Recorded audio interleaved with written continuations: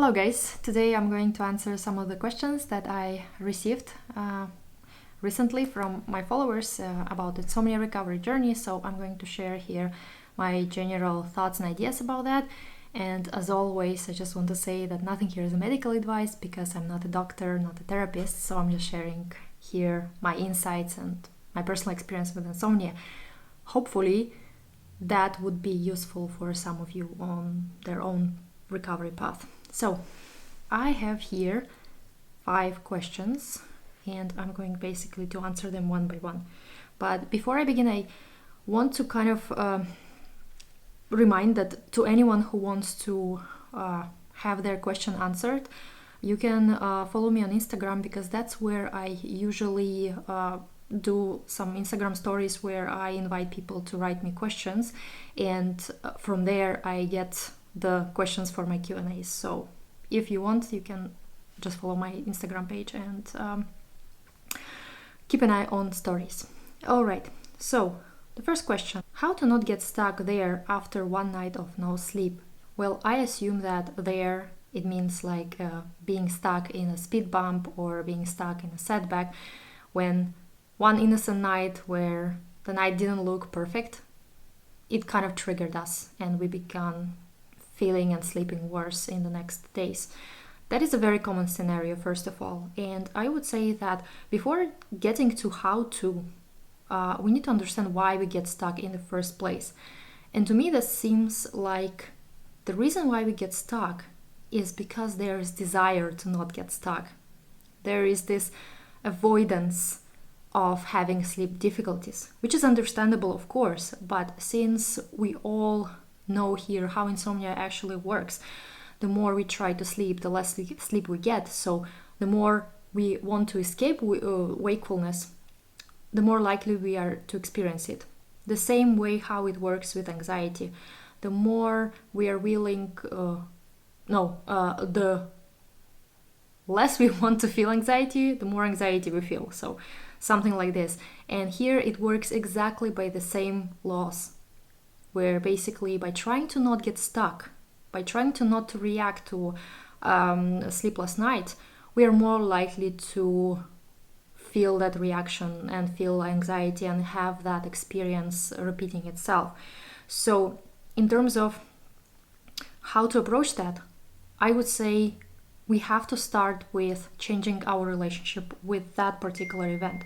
Because the truth is that there's nothing we can do to produce sleep. We are not in control here.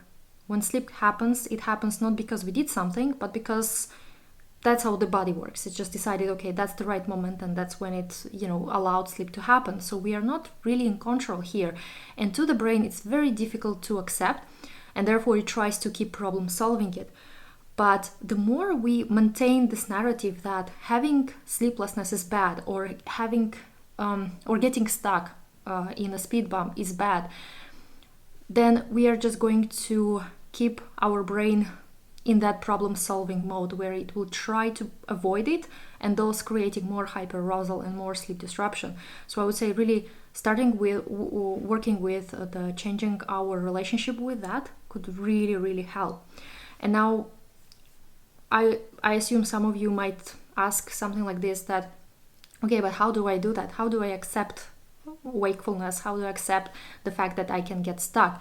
And I haven't found any better approach than just looking at this experience through loving eyes, through self-compassion.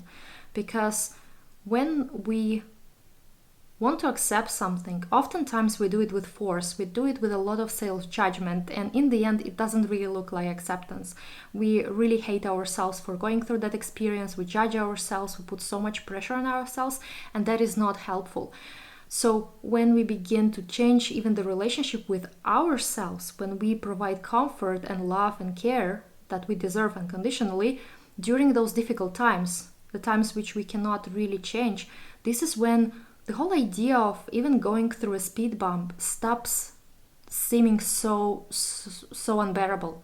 Because we know when that happens, and we might not like it, which is normal, but at the same time we know that we can take care of ourselves. We can make sure that we are comfortable throughout that turbulent time, and the way how we can make ourselves comfortable is totally up to us.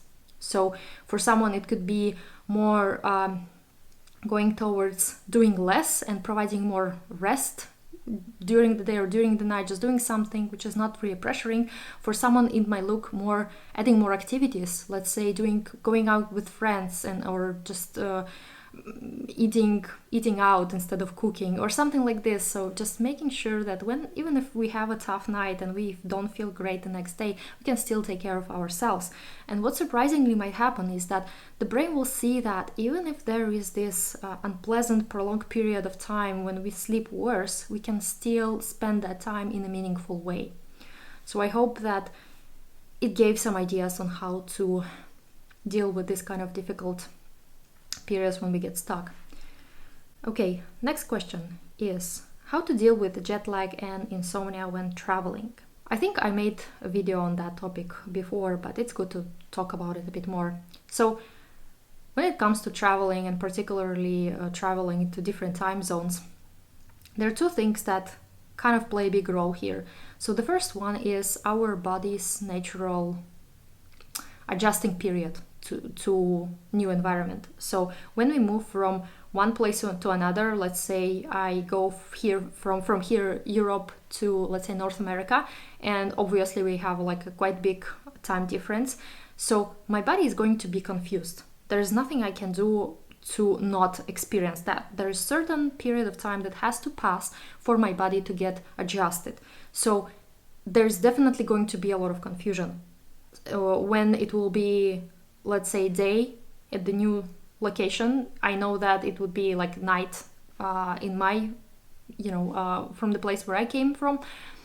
And so I'm very likely to feel tired during the day, or let's say not sleepy during the night.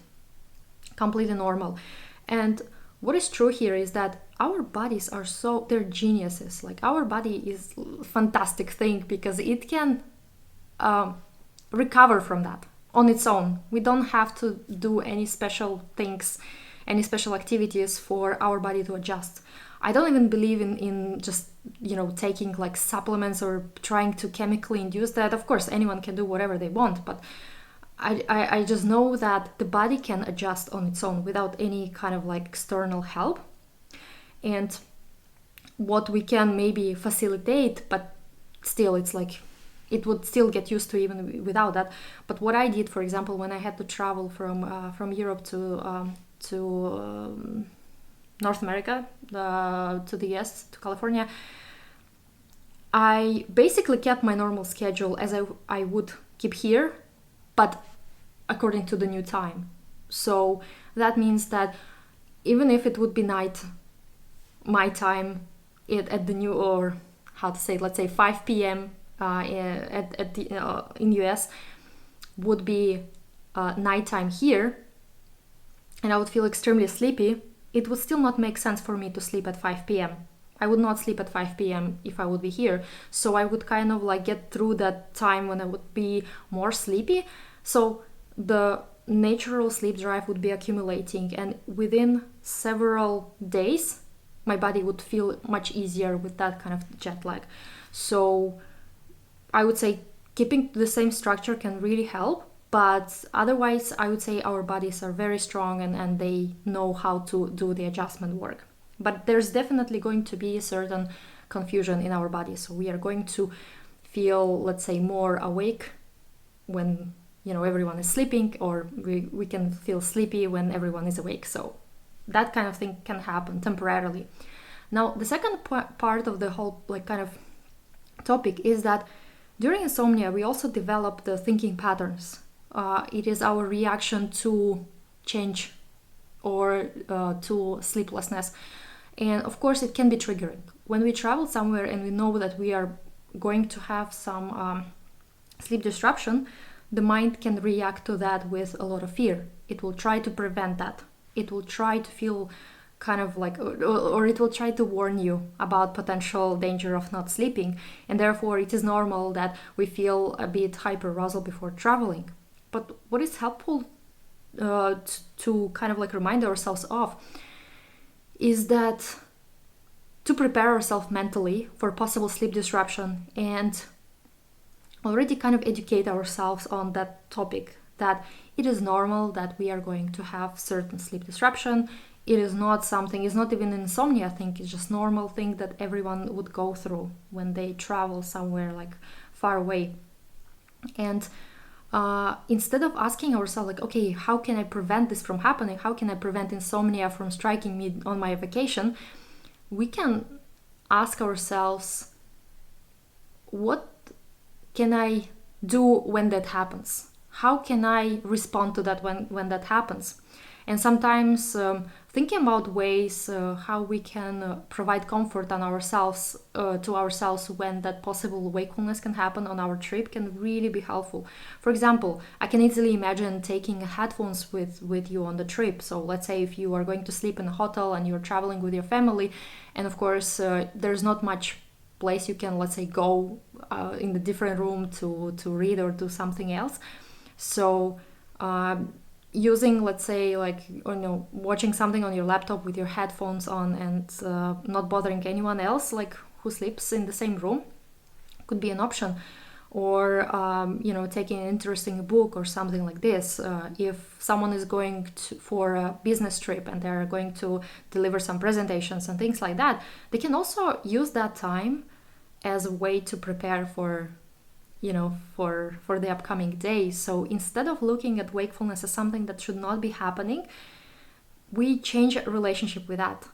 We look at it as time where we can use to our advantage, whether it is doing something we like or it is something that we can spend with a lot of like benefits for us. We can study, we can prepare for something, check out the routes like for the next day, for the next trip. So like really changing the dynamic, the relationship with that could be really helpful. And of course, coming on traveling without expectations of like, okay, I must be sleeping, otherwise my vacation will be ruined. So I hope that kind of gives some idea on how to approach that. Okay, third question. If you have a bad night now, does your mind play tricks on you? Yeah. So first, I want to say that mind always plays tricks on us, on everyone. That's its job. It always has agenda and it tries to push it, either trying to avoid something or not do something. So it's like we are always influenced by our minds. Now, when the recovery happens, when we no longer have the fear around sleeplessness, what I notice is that the mind kind of also ceases its attempts to keep problem solving sleep. So for me, that is no longer an issue because I don't really get triggered by the whole topic of insomnia. And that said, I'm still able to talk about my experience. I am still able to, let's say, listen to people sharing their most difficult periods of time and share their scary thoughts without those things impacting my sleep personally. It just stopped becoming or being an issue with me. So the mind kind of like, it saw the fruitlessness of its efforts and now it just stopped trying. Not that I'm not kind of like, I'm not open to mind keep on trying in the future. And I would say that's the reason why that it stopped bothering me, because I became so okay with anything that night can bring, what my mind can bring. I'm really not even impressed by anything that the mind can offer me regarding sleep topic. And paradoxically, that turned out to be the reason why my mind shut up about that. So it doesn't really play tricks on me on my sleep, but it definitely plays trick on other areas of life.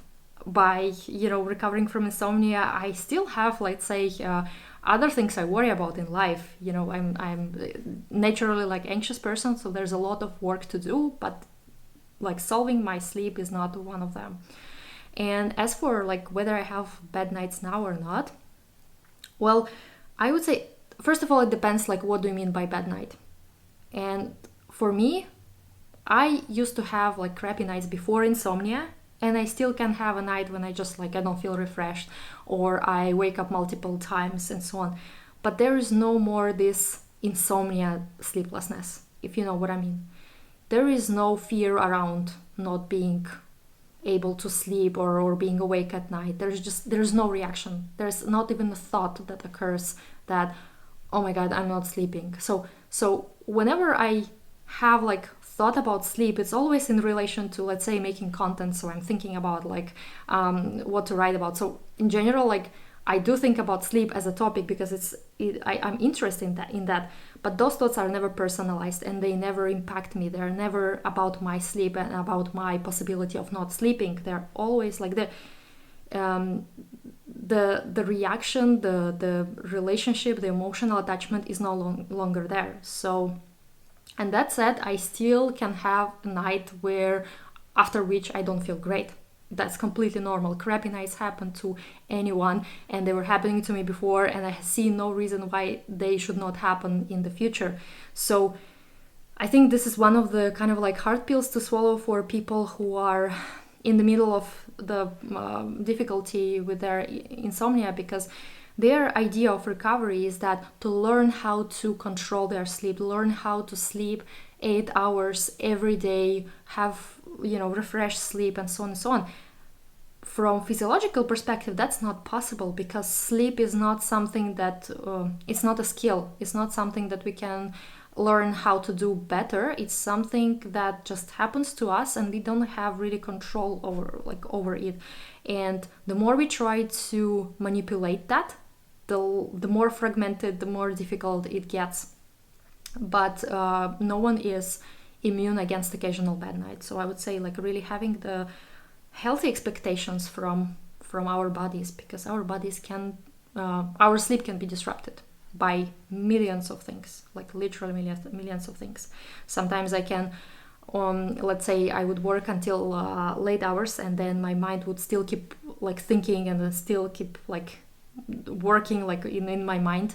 So I would go to bed, and then I would still feel like my mind's problem solving something that happened at work, and that could keep me awake. But I don't care about how long it keeps me awake, and whether I sleep or not. Paradoxically, after some time I just fall asleep, and I don't know how that happens. So it does not bother me. The relationship is no longer there. So I hope that satisfies the question. Okay, now a few of the like older questions which I haven't replied in my last Q&A. After all I have learned on insomnia, what else can I do to leave it behind? Does time resolve it?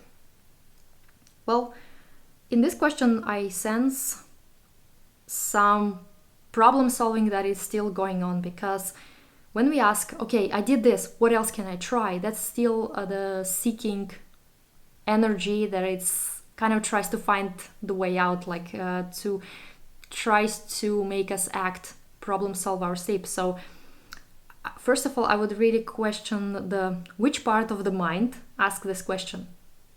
Usually it's like whenever there is something that asks, okay, what else I can try, then usually what happens is that let's say if I were to give you some technique or some like magical like solution, and the brain would put like big hopes on that, and once it sees that it's not working, it will jump on the next thing. It will keep searching. So there's nothing that can satisfy our brain in terms of like getting the answer to control sleep. There is no answer to control sleep, because sleep is beyond our control. So I would say that in terms of knowledge, there is like some amount of knowledge that we need, but there is not like unlimited amount of knowledge that we should always keep searching. I would say 30% of the path is spent on understanding how insomnia works, how anxiety works, how our brain works in general, and just demystifying the whole experience. And then the rest 70% is about just living that experience, seeing in practice how the mind actually works, reminding ourselves of what we learned. So there's nothing else to learn in order to leave insomnia for good. It's more about now it's time to really experience that, because experience is the only thing that teaches our brain. Education can definitely help in the beginning, but without experiencing, the brain will not fully learn that it is safe to be awake at night. And about time, if time resolves it, not really. And that said, I also want to say that we also need to allow time pass, because some certain processes, the learning curve takes time. Definitely, we cannot expect our brain to understand everything from first time, so it needs to keep like trying to inject some efforts, and then see that how they are failing, and then trying again, and then again failing, blah blah blah blah, until it sees that whatever it tries is just fruitless. It's just like leads to nowhere, and that's when the brain kind of lets go of control, because there is nothing it can even like suggest. It runs out of ideas, it runs out of the fuel, because it still knows that no matter what you try, still somehow sleep happens. It might not be ideal, but it's still like the body knows what to do, and that's when the brain kind of backs off, and paradoxically sleep resumes. Sleep returns as it was before insomnia. So time itself, like in terms of waiting for, let's say if we are ill, so we would just like rest and then just do nothing. That's not how insomnia recovery goes, because we can wait for years, but we could be still in that place where we still have that fear, underlying fear of not being asleep. And therefore, as long as that fear is not fully worked with, not fully aware, that's when it will keep having power over us. What really resolves it is our willingness to look into it, our willingness to go through ups and downs of the whole journey, to experience the setbacks, to experience our fears and look into the eyes of that fear. Without that, we can wait all we want, and it will not bring us closer to a solution. And still, yet it is possible. And no matter how long you've been struggling with sleep, I believe that it's possible for anyone to leave the struggle. It doesn't matter whether someone had insomnia for 10-20 years or someone who just recently acquired it like a couple of weeks ago. It doesn't really matter, because the moment, to me, the actual journey begins the moment when we realize that what is actually running the show here. Why is it we cannot sleep? And once we understand that it's our brain's natural protective mechanism, that's when the journey begins. That's when we begin to dive deeper and try to understand what happens, and be willing to face the fear, and so on and so on. That's when the learning begins. And until that time, until that moment, anything that could happen, it doesn't matter, because you could spend ages in the seeking mode, trying to find the solution, try to find another kind of supplement that could work, or a special routine or something like that, but it would be still trying, it would be still not knowing the reason what is behind that insomnia. So yeah, I hope that made sense. Okay, and the last question. To go to bed at the same time every night, or when I'm tired? I think also I made the video about that, but I will just also kind of like reintroduce the same teaching.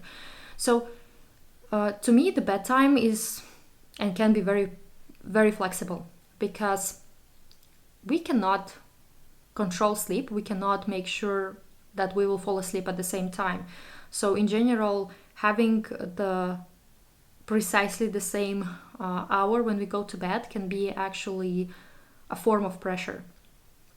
Because let's say on some nights we would really feel like, okay, I'm ready to sleep, I really want to lie down, let's say at 9 p.m. And then the next day, it could be 9 p.m., but we are not sleepy at all. So we would unnecessarily push ourselves to go to bed. For me, I kept kind of like a rule of thumb where I just allowed my body to guide me. Whenever I felt like ready, I would go to bed. Whether it would be 9 p.m., 10 p.m. or 12 a.m. or 2 a.m. It doesn't matter. For me, it was when I feel that I'm ready. Now, about that feeling of tiredness, because that's also like a place where a lot of misunderstandings can occur. We often fall for a trap when we try to achieve a certain stage or state of tiredness. We try to exhaust ourselves so much or stay awake as much as possible so that we make sure that we are really, really tired so that we have more chance to sleep. In reality, that's a trap, because what can happen is that, first of all, when we chase a certain level of tiredness or sleepiness, we introduce hypervigilance. So we become very focused on our sensations, on how we perceive everything, which is another form of hyperarousal. So focusing on how ready we are to sleep, that can be counterproductive.